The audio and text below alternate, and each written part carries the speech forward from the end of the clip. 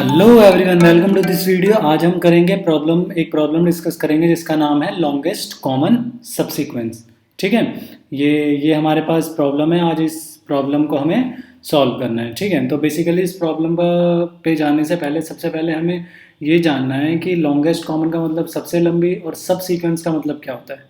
ठीक है, तो सब पहले देखते हैं हम कि बेसिकली सबसीक्वेंस का मतलब क्या होता है।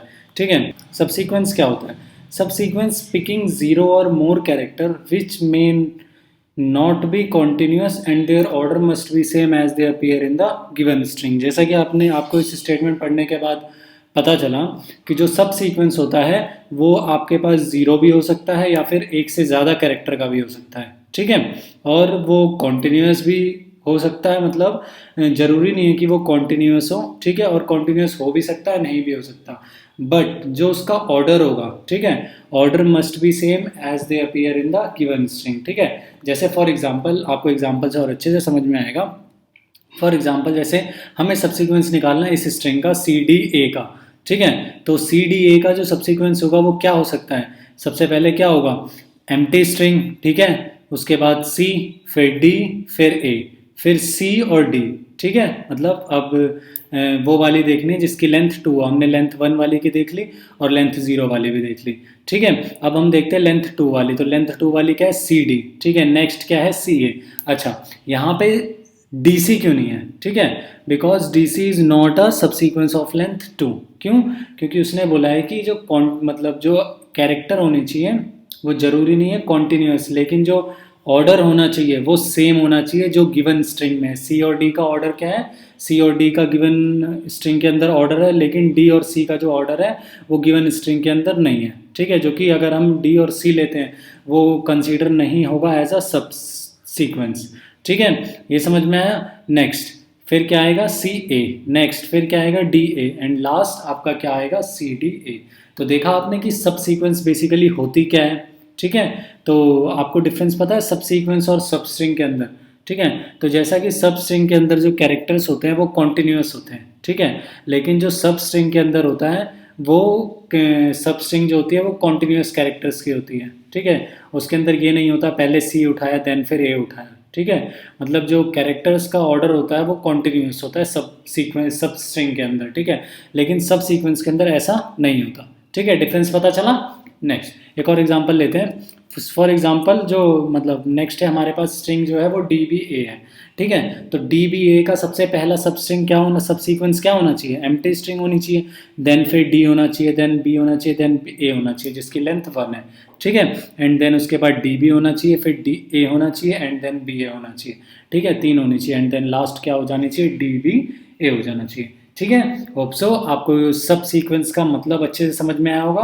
ठीक है, अब बात करते हैं अपनी प्रॉब्लम की। लॉन्गेस्ट कॉमन सब सीक्वेंस मतलब सबसे लंबा कॉमन सब सीक्वेंस देखना है। सपोज करो मेरे पास 2 स्ट्रिंग है C D A and D B A. अब आप इसमें से चेक करके बताओ कि आपके पास सबसे लॉन्गेस्ट कॉमन सब सीक्वेंस कौन सा है। ठीक है, सबसे पहले देखेंगे जी मतलब एम्प्टी वाला है। ठीक है, ये वाला एम्प्टी वाला है, दोनों में कॉमन है। ठीक है, फिर देखेंगे क्या सी है, नीचे वाले में सी नहीं है। क्या डी है, डी है। ठीक है, क्या ए है, हाँ ए है, ए भी है। ठीक है, नेक्स्ट सी डी है क्या, नहीं सी डी नहीं है।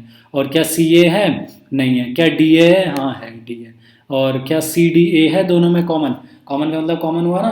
तो अब देखो कि इसमें से सबसे लंबा जो है मतलब सबसे लॉन्गेस्ट कॉमन कौन सा है, वो क्या है, डी ए। तो हमारा आउटपुट क्या आना चाहिए, ऑफ लेंथ 2 आनी चाहिए। ठीक है, ये समझ में आया। चलो अब लास्ट हमारे पास क्या है, हमें सपोज करो हमारे पास सब स्ट्रिंग दे रखा है, हमें निकालना है टोटल नंबर ऑफ सब सीक्वेंस। ठीक है, हमें स्ट्रिंग दे रखी है और हमें इसमें निकालना है सब सीक्वेंस, टोटल नंबर ऑफ सब सीक्वेंस। जैसा कि आप देख रहे हैं यहाँ पे 3 है तो कितनी आई, 1 2 3 4 5 6 7 एंड 8। ठीक है, okay, one more thing, let's say we have a string C D A. ठीक है, हमारे पास एक स्ट्रिंग है सी डी ए नाम का।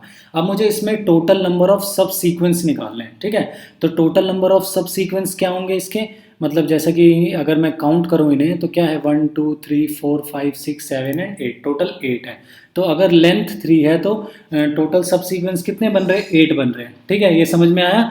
तो इस तरीके से आपने देखा कि जो सब सीक्वेंस थे वो क्या बन रहे हैं, 2 की power n, where n is the length of the string, ठीक है। तो टोटल नंबर ऑफ सब sequence in a string is 2 की power n, where n is the length of the string, ठीक है।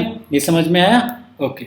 नाउ अब चलते हैं अपनी प्रॉब्लम की तरफ, जो हमारी मेन प्रॉब्लम है अब उसके बारे में हम डिस्कस करेंगे, that is longest common sub sequence, ठीक है।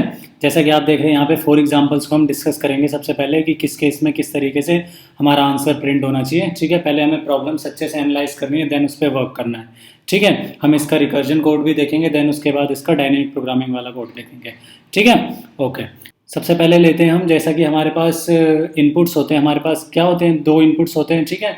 S1 और S2 स्ट्रिंग्स होती हैं। अब उसी के अंदर हम लोग क्या देखते हैं, लॉन्गेस्ट कॉमन सब सीक्वेंस देखते हैं, ठीक है। तो जैसा कि आप देख रहे हैं S1 और S2 के अंदर, सपोज करो अगर मुझे इस प्रॉब्लम को सॉल्व करना है तो सबसे पहले मैं क्या करूँ, S1 की जितनी भी सब सीक्वेंस थी वो निकालूँ, एंड S2 की भी सब सीक्वेंस निकालूँ, सारी जितनी भी थी, ठीक है। एंड देन फिर उन दोनों को कंपेयर कर लूँ, जो सबसे बड़ी वाली आए देन फिर उसे मैं क्या करवा दूँ, उसकी लेंथ प्रिंट करा दूँ, ठीक है। तो सिमिलरली जैसे कि S1 के अंदर कितनी लेंथ की, मतलब S1 जो स्ट्रिंग है वो कितनी लेंथ की है, 1 2 3 4 5 6, ठीक है, 2 की पावर 6, यानी कि इसमें टोटल नंबर ऑफ सब स्ट्रिंग्स जो सब सीक्वेंस जो बनेगा वो कितना बनेगा, 2 की पावर 6। सिमिलरली S2 में भी इतना ही बनेगा, ठीक है। तो इस तरीके, तो जब आप अप्रोच लगाएंगे तो किस तरीके से अप्रोच लगाएंगे इसको सॉल्व करने के लिए, सपोज करो जैसा आपने ए है, ठीक है, ए को मैच करा इस पूरी स्ट्रिंग में, किसी से मैच हो रहा है, उसने देखा हाँ मैच हो रहा है, ठीक है, आपने लेंथ कर दिया +1, ठीक है। देन फिर बी को आपने इस पूरे में मैच करा, कहीं नहीं मिला बी, ठीक है, ये समझ में आया। देन फिर आपने सी को देखा, सी भी कहीं नहीं मिला उसे, ठीक है। देन फिर आपने डी को देखा, इस S2 के अंदर क्या डी है, हाँ डी मिला मुझे, और लेंथ को प्लस कर दिया, दैट इज 2, लेंथ हो गई 2। एंड देन फिर जी को सर्च करा, जी भी नहीं है मेरे पास, एंड देन फिर एच को सर्च करा, एच मिल गया मेरे को, ठीक है।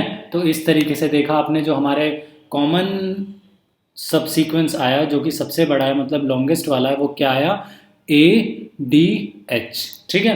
प्रॉब्लम समझ में आई।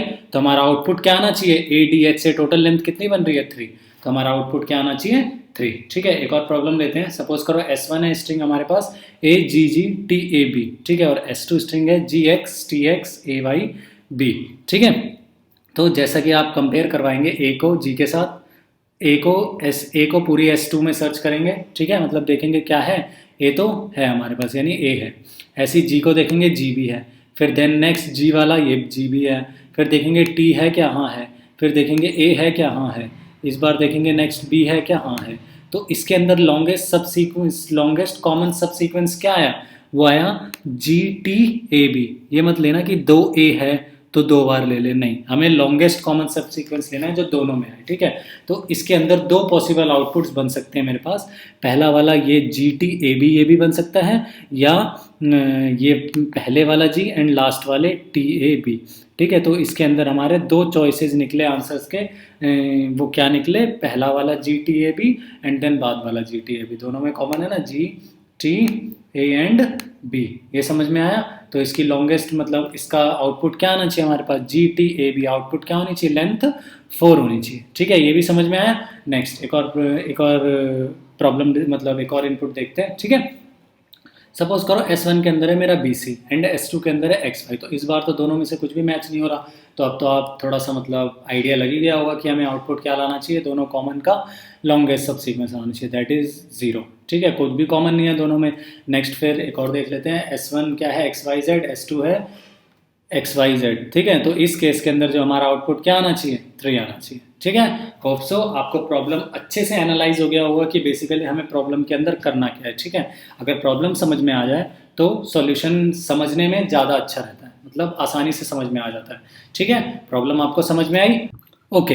अब चलते हैं अपने इम्प्लीमेंटेशन की तरफ, जैसा कि हम पढ़ेंगे इसका सबसे पहले रिकर्जन इम्प्लीमेंटेशन, देन फिर इसका डायनेमिक प्रोग्रामिंग वाला इम्प्लीमेंटेशन पढ़ेंगे। जैसा कि मैंने आपको बताया था कि अगर हम रिकर्जन इसका सॉल्यूशन बना ले तो हम डायनेमिक प्रोग्रामिंग बड़े आराम से बना सकते हैं, ठीक है, बाय यूजिंग द मेमोराइजेशन, ठीक है। अब पढ़ते हैं इसका रिकर्जन। जैसा कि हमारे पास इनपुट होने चाहिए 2, S1 एंड S2, ठीक है। तो हम इन दोनों स्ट्रिंग्स को मतलब किस तरीके से सॉल्व करके हम निकालेंगे इसमें लॉन्गेस्ट कॉमन सब सीक्वेंस। तो आप कहीं से भी कर सकते हैं, मतलब अगर आप इसे बिगनिंग से स्टार्ट करें कंपेयर करना, या फिर एंड से स्टार्ट करें, आपकी चॉइस है, आप कहीं से भी करें, ठीक है, आपका रिजल्ट जो है वो आउटपुट जो है वो हमेशा सेम ही आएगा। ठीक है, तो हम लेते हैं इसको बैक से, मतलब पीछे से इसको कंपेयर करना स्टार्ट करते हैं। ठीक है, किस तरीके से कंपेयर करेंगे, सपोज करो अगर मेरे पास लास्ट वैल्यू मतलब स्ट्रिंग ऑफ लेंथ मतलब string of last first value S1 and S2 of string last value अगर मैच हो जाती है, ठीक है, तो हम उसमें +1 कर देंगे और इन दोनों कैरेक्टर को क्या कर देंगे, डिलीट कर देंगे। ठीक है, स्ट्रिंग में से। ये समझ में आया? देन फिर और डिलीट भी कैसे करेंगे वो भी देखना, कितने अच्छे तरीके से हम इसे डिलीट कर देंगे। ठीक है, एंड देन फिर अगेन रिकर्सिव कॉल लगा देते हैं हम किस में, जो हमारे पास AXY बचा और BA बचा। ठीक है, यहाँ तक समझ में आया? चलो अभी थोड़ा सा कोड देखते हैं और अच्छे से समझ में आएगा। ठीक है, तो हियर इज द कोड। ठीक है, अभी इस चीज़ को थोड़ा सा मतलब मत समझो ये क्या है जो रेड में हाईलाइटेड है, बेसिकली ये बेस केस है कि हमारा रिकर्जन जो है कहाँ पे रुकेगा। ठीक है, जैसा कि मैंने बताया आपको कि हम फंक्शन देखेंगे। ठीक है, मतलब हम फंक्शन ही देखते हुए आ रहे हैं अभी तक। ठीक है, तो इंट LCS मतलब वही ये जो फंक्शन है ये रिटर्न करेगा इंट वैल्यू। ठीक है, और ये इसके अंदर कितने पैरामीटर्स है, 4 पैरामीटर है। ठीक है, वो क्या है, S1 स्ट्रिंग होनी चाहिए, S2 ये तो हमारे पास चाहिए इनपुट है ये हमारा, और इंट M और N क्या है, M is the length of the S1 string and N is the length of the S2 string. ठीक है, ये समझ में आया? चलो अब नेक्स्ट, जैसा कि मैंने बताया कि आपको हम इसकी लास्ट वाली जो हम पीछे से इसको कंपेयर करना स्टार्ट करेंगे। ठीक है, तो सपोज करो इफ़ ये वाली कंडीशन S ऑफ M-1 मतलब लेंथ इसकी M होगी, M-1 0 से स्टार्ट होगा तो मतलब लास्ट वैल्यू क्या होगी, M-1 is double equal to S2 of N-1 मतलब सेकंड स्ट्रिंग की लास्ट वैल्यू अगर वो इक्वल होती है तो वो रिटर्न कराए 1 plus LCS of again M-1 और N-1 के लिए। तो जैसा कि आपने देखा अगर ये वाली कंडीशन यहाँ पे ट्रू है, ठीक है, तो इसके बाद हमें जो ये फंक्शन होगा क्या रिटर्न करेगा, 1 plus LCS of again recursive function को कॉल करेगा। और कहाँ से कॉल करेगा, S1 S2 सेम रहेगा लेकिन जो उनकी लेंथ हो जाएगी वो एक कम हो जाएगी, M-1 और N-1। तो अब जो दूसरी बार कॉल होगा हमारा फंक्शन मतलब रिकर्सिवली कॉल होगा LCS, तो हमारे पास नया इनपुट क्या बन जाएगा, S1 बन जाएगा हमारे पास AXY एंड S2 बन जाएगा हमारे पास B एंड A। ठीक है, ये समझ में आया? और 1 जो है वो मतलब क्या रिटर्न कर देगा, 1 प्लस मतलब 1 प्लस कर देगा क्योंकि हमारे पास एक कैरेक्टर मैच हो गया ना, तो जो फंक्शन है वो हमारा एज ए ऐड कर देगा 1। ठीक है, ये समझ में आया? चलो यहाँ तक समझ में आया? चलो अब नेक्स्ट देखते हैं हम कि फिर से वही होगा, लास्ट कैरेक्टर मैच होगा। ठीक है, अगेन रिकर्सिव फंक्शन कॉल होगा। ठीक है, उसके बाद इफ़ में आएगा। अभी सपोज करो ये वाली कंडीशन जो ये है ही नहीं यहाँ पे। ठीक है, इफ़ के अंदर आया, उसने देखा क्या लास्ट कैरेक्टर मैच, इस बार जो है ये कंडीशन हो गई हमारे पास फॉल्स, तो वो एल्स के अंदर जाएगा। ठीक है, एल्स के अंदर देखेगा निकालेगा वो maximum of LCS of S1 S2 M-1 N। ठीक है, comma LCS of S1 S2 M of N-1। देखो इसमें क्या हो रहा है, इसको थोड़ा अच्छे से समझते हैं। देखो LCS ऑफ S1 मतलब ये जो मैक्सिमम वैल्यू लेगा ये किससे लेगा, अगेन रिकर्सिव फंक्शन कॉल करेगा किसके लिए, S1 S2 लेकिन M-1। अब जो है S1 स्ट्रिंग M-1 ये AXY था तो M-1 क्या रह जाएगा, AX रह जाएगा। ठीक है, और दूसरा वाला क्या है S1 S2 N-1, दूसरा वाला BA था तो क्या रह जाएगा, सिर्फ B रह जाएगा। ये समझ में आया? तो किस तरीके से रिकर्सिव फंक्शन कॉल हो रहा है। ठीक है, और इन दोनों की जो भी मैक्सिमम वैल्यू आएगी, मतलब ये इंट फंक्शन है ना, इंट वैल्यू रिटर्न करेगा, इन दोनों का जो भी ये रिकर्सिव फंक्शन वैल्यू रिटर्न करेगा उन दोनों का क्या ले लेगा, वो मैक्सिमम ले लेगा। ठीक है, इसको अच्छे से समझेंगे पूरा डायग्राम के साथ। ठीक है, तो जैसे ही ये LCS कैलकुलेट होंगे, ठीक है, तो हमारा जो रिकर्जन है वो कहाँ पे आके रुकना चाहिए। ठीक है, वो आके रुकना चाहिए अगर मेरे पास M 0 हो जाए या फिर N 0 हो जाए, मतलब अगर लेंथ दोनों में से किसी की भी 0 आ जाए तो वो रिटर्न क्या करवा दे, 0 करवा दे। ठीक है, यहाँ पे आकर के रुक जाएगा। ठीक है, यहाँ तक समझ में आया? अभी पूरा देखेंगे कि किस तरीके से ये वर्क कर रहा है रिकर्जन हमारा। ठीक है, यहाँ तक समझ में आया ना कि मतलब हम किस तरीके से निकाल रहे हैं, हम मैक्स ही क्यों ले रहे हैं, अभी आपको समझ में आएगा आगे मैक्स क्यों ले रहे हैं हम। ठीक है, यहाँ तक पहले बताओ अच्छे से समझ में आया कि हम बेसिकली रिकर्जन में किस तरीके से इम्प्लीमेंट कर रहे हैं। ठीक है, चलो अब नेक्स्ट इसका समझते हैं बिल्कुल अच्छे से, जैसा कि हमारे पास ये प्रॉब्लम थी। ठीक है, अब ये हमारे पास कोड था। ठीक है, सेम है बिल्कुल कोड में कोई चेंज नहीं किया मैंने। ठीक है, अब ट्री से समझते हैं। ठीक है, सबसे पहले जब LCS कॉल हुआ मेरे पास, ठीक है, तो उसने क्या करा था, जैसे ही उसने मैच हो गया था मेरे पास z और z मैच हो गया था, तो अगेन उसने रिटर्न करा था 1 प्लस LCS, है ना। 1 प्लस LCS के बाद उसने अगेन रिकर्सिव फंक्शन कॉल करा था, ठीक है। और वो किसके लिए कॉल करा था, m-1 और n-1 के लिए, ठीक है। सॉरी, ये वाला जो z है ये z नहीं आएगा, ठीक है। इसको थोड़ा सा, क्योंकि दोनों एक एक वैल्यू कम होंगे ना, क्योंकि लास्ट वैल्यू जो है वो मैच हो गया है, ठीक है। तो अगेन उसने कॉल करा न्यू इनपुट के लिए, क्या, AXY और BA के लिए, और 1 plus LCS of AXY and BA, ठीक है, इन दोनों के लिए कॉल करा। अगेन फिर वो ऊपर जाएगा, ठीक है। देन फिर उसने LCS देखा कि लास्ट वैल्यू क्या मैच्ड है, उसने देखा नहीं, ये वाली कंडीशन जैसे कि फॉल्स हो गई थी, तो उसने दो बार रिकर्जन कॉल करा और उन दोनों की मैक्सिमम वैल्यू ली, ठीक है। तो 2 बार कॉल करा, तो 2 बार कैसे कैसे कॉल करा, AX और BA के लिए कॉल करा, ठीक है, इसके लिए, एंड दूसरा करा AXY और B के लिए कॉल करा, ठीक है, इन दोनों के लिए कॉल करा, ठीक है। अब जो है मतलब ये मैक्सिमम क्या रिटर्न करेगा, मतलब मैक्सिमम जो है वो ये रिटर्न करेगा, जो जब मैं इसकी ओवरऑल वैल्यू नीचे से कैलकुलेट होके आएगी वो इन दोनों की मैक्सिमम वैल्यू लेगा और ऊपर वाले को रिटर्न कर देगा और 1 के साथ प्लस कर देगा, ठीक है। नेक्स्ट आगे चलते हैं, फिर से LCS ऊपर जाएगा, मतलब अगेन अब इस वाले के लिए LCS कैलकुलेट होगा, ऊपर जाएगा, ठीक है। देन फिर उसके बाद देखा क्या लास्ट कैरेक्टर मैच है, अभी भी मैच नहीं है, फिर से वो 2 बार टूटेगा, ठीक है। एक बार एक कम इससे करेगा, देन एक बार इससे कम करेगा, ठीक है।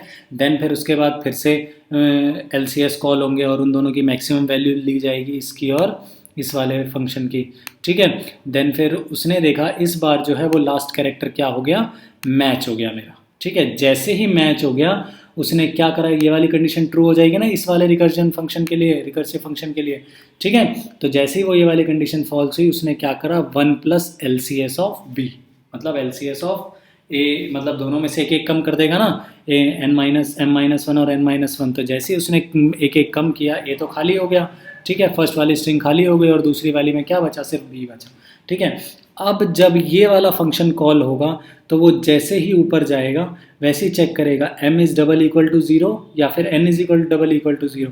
उसने देखा जो m था, यही था ना पहली वैल्यू m मेरे पास, ठीक है, m जो था वो इस बार 0 हो चुका और ये वाली कंडीशन हो गई क्या, ट्रू, और उसने रिटर्न कर दिया 0। तो 1 प्लस 0 क्या आया मेरे पास ओवरऑल वैल्यू, इसने ऊपर वाले को रिटर्न करा क्या, 0। यहाँ तक समझ में आया, चलो सॉरी 1 रिटर्न करेगा ये, ठीक है। इसको इरेज करते हैं क्योंकि 0 तो LCS ने रिटर्न करा था, ठीक है, और 1 प्लस एडिशन में था, तो यहाँ पे ऊपर वाले को क्या रिटर्न करेगा, ये 1 रिटर्न करेगा, ठीक है। यहाँ तक समझ में आया। नेक्स्ट ये वाला पूरा खत्म हो गया, ठीक है। अब इसकी बारी आएगी LCS ऑफ AX, B की, मतलब जो इन दोनों का मैक्सिमम है। अगेन लास्ट वैल्यू चेक होगी X के साथ B, फिर से मैच नहीं हुई, ठीक है। तो देन फिर अगेन वो 2 बार टूटेगा एल्स में जा करके, ठीक है। देन फिर उसने देखा A, B एंड AX, फिर से उसने एक इससे कम किया एंड देन एक इससे, इस वाले में जैसे ही वो आया उसने देखा जो इस बार n की वैल्यू वो क्या हो गई, 0 हो गई, ठीक है। दूसरे वाले की लेंथ n थी ना, ठीक है, ये समझ में आया। चलो तो इसने क्या रिटर्न करा, इसने ऊपर वाले को रिटर्न कर दिया 0, ठीक है, ये समझ में आया। और इस वाले ने क्या करा, A, B, ठीक है, ये वाला मतलब ये वाला एरो यहाँ पे है, ठीक है, ये इससे 2 टूट रहे हैं, ठीक है, ये समझ में आया। चलो अब फिर से ये LCS कॉल होगा, मतलब अगेन ऊपर जाएगा, फिर से देखेगा लास्ट वाली जो वैल्यू है वो मैच नहीं हो रही है, फिर से वो 2 बार टूटेगा और एक बार 1 से कम कर देगा, दूसरी बार दूसरे से कम कर देगा, ठीक है, एक वैल्यू को डिलीट कर देगा, ठीक है, मतलब m-1 n-1 कर देगा। अब जैसे ही वो LCS इसके लिए कॉल होगा, मतलब लास्ट वाले के लिए कॉल होगा LCS, ठीक है, वो ऊपर जाएगा, इस बार जो n की वैल्यू है वो क्या है, 0, और इसके लिए m की वैल्यू है 0, तो ये दोनों फंक्शन क्या रिटर्न करेंगे ऊपर वाले को, ये भी 0 रिटर्न करेगा और ऊपर ये वाला जो फंक्शन है ये भी ऊपर वाले को क्या रिटर्न करेगा, 0 रिटर्न करेगा, ठीक है। और इन दोनों का मैक्सिमम जो होगा, जैसे ये 0 0 रिटर्न करा, इन दोनों का मैक्सिमम लेंगे ना हम, ठीक है, तो मैक्सिमम क्या है 0, तो इसके अंदर क्या आ गया, 0 आ गया, ठीक है, ये समझ में आया। ये वाले फंक्शन के अंदर LCS ऑफ A, B में 0, ठीक है। और ये वाला भी मेरा कैलकुलेटेड था, क्या था मेरा, n 0 हो गया था 0, तो इन दोनों की मैक्सिमम वैल्यू, ये वाले फंक्शन की और ये वाले फंक्शन की, ध्यान से देखना, ठीक है, इन दोनों फंक्शन की वैल्यू 0 0, और तो इन दोनों का मैक्सिमम क्या आएगा ऊपर जा करके, यहाँ पे भी 0 ही आ जाएगा, ठीक है। और ये वाला कैलकुलेटेड था, यहाँ पे क्या रिटर्न कर रहा था, 1, और इन दोनों का मैक्सिमम वैल्यू क्या देगा, वो 1 देगा, ठीक है। तो इसके अंदर क्या आ जाएगी, 1 आ जाएगा, ठीक है। सिमिलरली ऐसे ही इधर से भी कैलकुलेट होके आएगा, जैसे ही वो यहाँ पे 1 रिटर्न करेगा उसके बाद ये वाला फंक्शन कैलकुलेट होगा, ठीक है। जैसे ही वो कैलकुलेट होगा फिर से देखेगा जो लास्ट कैरेक्टर है वो मैच नहीं है, और अगेन देन फिर वो एक एक कम कर देगा, ठीक है। ये समझ में आया? तो जैसे ही वो कम करेगा ये वाला तो खाली हो गया n के लिए, ठीक है, तो ये वाली 0 रिटर्न कर देगा, ठीक है। और अगेन ax कॉमा बी, मतलब कि अगेन फिर ये वाली जो वैल्यू है फिर से लास्ट कैरेक्टर मैच नहीं होगा, तो देन फिर 2 बार टूटेगा, ठीक है।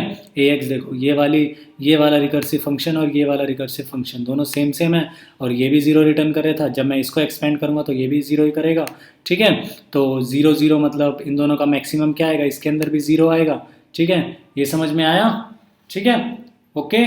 देन फिर ये दोनों कैलकुलेटेड है, तो ये इन दोनों फंक्शन में जब आएगा कर्सर हमारा इन एल्स वाले में, तो इन दोनों का मैक्सिमम रिटर्न करेगा। 1,0 का मैक्सिमम क्या है 1, तो ये वाले फंक्शन में 1 रिटर्न कर देगा, इस वाले फंक्शन के लिए axy बी ए के लिए ये 1 रिटर्न करेगा, और यहाँ पे क्या है 1 + 1 दैट इज़ 2, तो यहाँ पे क्या आ जाएगा 2, ये ऊपर वाले फंक्शन को क्या रिटर्न करेगा 2, ठीक है। जैसे ये 2 रिटर्न करेगा वैसे ही जो ऊपर वाला मेन कॉलर है LCS ऑफ AXYZ, BAZ, ठीक है, ये मेन कॉलर को क्या रिटर्न करेगा 2 रिटर्न करेगा, जो इसकी होगी लेंथ, ठीक है।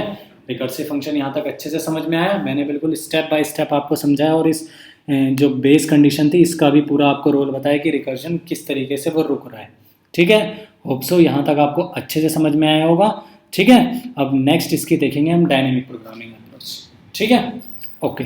डायनेमिक प्रोग्रामिंग अप्रोच की तरफ जाने से पहले, जैसा कि आपने देखा कि मेमोइजेशन आपने अगर अच्छे से पढ़ा है, ठीक है, अगर नहीं पढ़ा तो पहले आपको डायनेमिक प्रोग्रामिंग की जो नेक्स्ट मैं आपको सॉल्यूशन बताने जा रहा हूँ, ठीक है।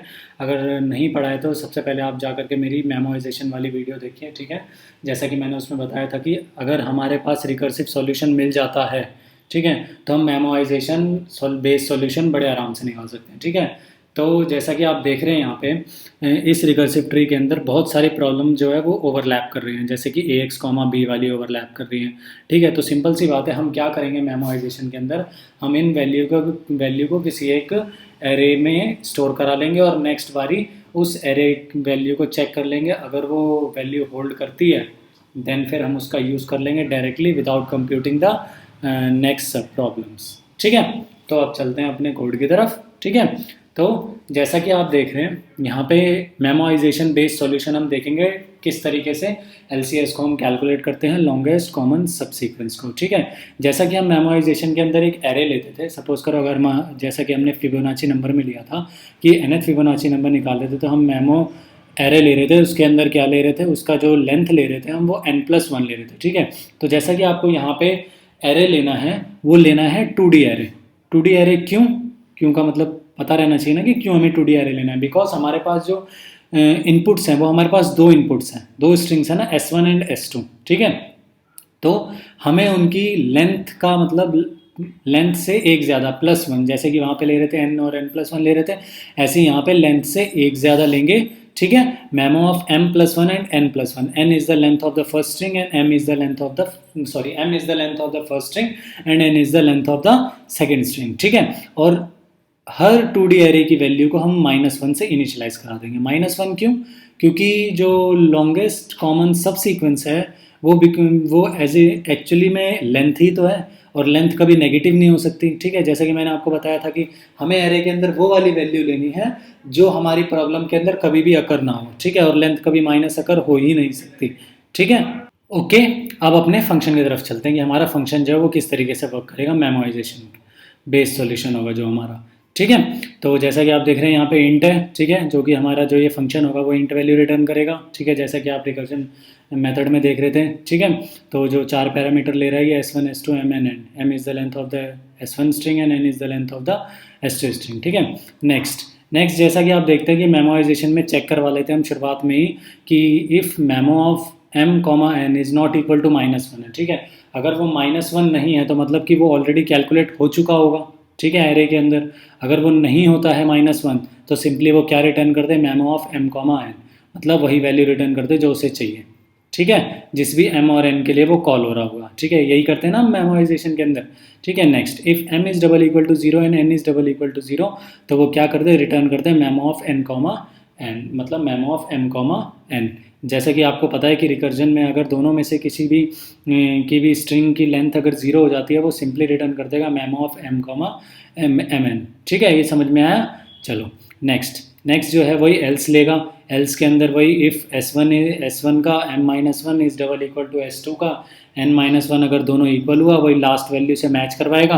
अगर वो दोनों वैल्यू मैच हो जाती है तो वो क्या कर देगा, memo of M comma N में क्या करवा देगा, 1 plus LCS of again call कर देगा। और कॉल किस तरीके से करेगा रिकर्सिव फंक्शन को, मतलब रिकर्जन को फिर कॉल करेगा, लास्ट वैल्यू को वो क्या कर देगा, डिलीट कर देगा। मतलब लेंथ अब कहाँ से कैलकुलेट होगी, m-1 और n-1 से। ठीक है, नेक्स्ट जो है वो हमारा क्या है, एल्स अगर वो मैच नहीं होती है तो memo of M comma N के अंदर, ठीक है, क्या करवा दे, मैक्सिमम ऑफ LCS ऑफ एक बार फर्स्ट वैल्यू को कम करे, फर्स्ट स्ट्रिंग को कम करे, एंड देन दूसरी बार सेकंड स्ट्रिंग को कम करे, और memo of M comma N में क्या करवा दे, ओवरराइड करवा दे, मतलब इनिशियलाइज करवा दे। ठीक है, -1 से हटा करके जो भी इसका मैक्सिमम आएगा वो इनिशियलाइज करवा दे। ठीक है, नेक्स्ट फिर लास्ट में क्या कर दे, लास्ट में जैसे कि आप जानते हैं कि हमें ओवरऑल आंसर कहाँ पे मिलता है मेमोराइजेशन के अंदर, जो भी हमारी मतलब memo of M comma N होगा वही उस वाले शेल के ऊपर, मतलब 2D एरे के अंदर m कॉमा एन, m रोज n कॉलम पास करने के बाद जो भी वैल्यू मुझे मिलेगी उस सेल पे वो हमारा क्या होगा, आंसर हो जाएगा। ठीक है, तो देखा आपने मेमोराइजेशन किस तरीके से हमने इम्प्लीमेंट किया और कितनी आसान तरीके से देख लिया।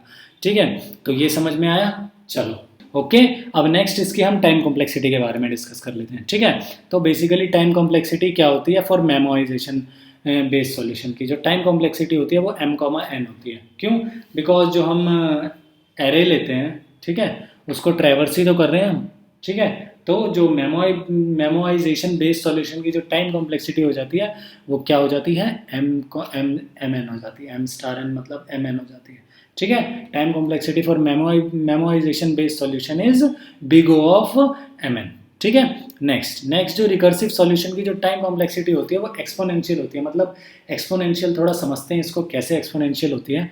ठीक है, लेट्स से हमारे पास जो था n प्रॉब्लम है। ठीक है, सपोज करो हमारे पास n प्रॉब्लम है। नेक्स्ट जो कॉल हो रही थी वो n-1 और कॉमा n के लिए हो रही थी। ठीक है, नेक्स्ट फिर कॉल होगी n ऑफ n-1 के लिए, सिमिलरली ये वाली अगेन फिर कॉल होगी n-2 कॉमा n के लिए, एंड देन फिर n-1 के लिए, देन फिर ये वाली फिर से अगेन 2 टाइम्स कॉल होगी n-1 n-2 के लिए, देन फिर n और ये वाली होगी n कॉमा n-1, ये कॉमा है डॉट नहीं है। ठीक है, तो आप देख रहे हैं कि किस तरीके से ये रिकर्सिव फंक्शन कॉल हो रहा है। ठीक है, तो जैसा कि आप देख रहे हैं कि फर्स्ट से 2 क्रिएट्स हो रहे हैं एंड देन नेक्स्ट 2 से 4 क्रिएट हो रहे हैं, यानी कि 1 + 2 + 4, यानी कि ये 2 की पावर समथिंग जाएगा। ठीक है, 2 की पावर n टाइम कॉम्प्लेक्सिटी लेगा रिकर्सिव सॉल्यूशन सॉल्व होने में। तो इसी तरीके से मतलब देखा जाए तो जो हमारी टाइम कॉम्प्लेक्सिटी आ जाएगी वो क्या आ जाएगी, रिकर्सिव सॉल्यूशन की क्या आ जाएगी, एक्सपोनेंशियल आ जाएगी। ठीक है, होप सो यहाँ तक आपको अच्छे से समझ में आया होगा। ठीक है, अगर यहाँ तक आपको कोई भी प्रॉब्लम है तो एक बार आप वीडियो को उस पार्ट को रिवाइंड करिए, क्योंकि मैंने इस वीडियो के अंदर थोड़ा ये वीडियो लंबा हो गया। ठीक है, तो आप उस पार्ट को रिवाइंड करिए। ठीक है, उसके बाद भी अगर वो पार्ट आपको नहीं समझ में आता, बेसिकली समझ में आ जाना चाहिए बिल्कुल। मैंने इजी तरीके से आपको ये प्रॉब्लम समझाया है दोनों तरीके से, कि हम अगर रिकर्सिव सॉल्यूशन अगर हम बना लें तो उसे मेमोराइजेशन या फिर डायनेमिक प्रोग्रामिंग में कन्वर्ट करने में कोई परेशानी नहीं होती। ठीक है, बहुत आसान काम हो जाता है। ठीक है, होप सो यहाँ तक आपको अच्छे से समझ में आया होगा। ठीक है, अगर कोई भी प्रॉब्लम है तो आप हमें कमेंट करिए, हम आपको उसका सॉल्यूशन दे देंगे। ठीक है, okay, thanks for watching this video. Okay, bye bye, take care.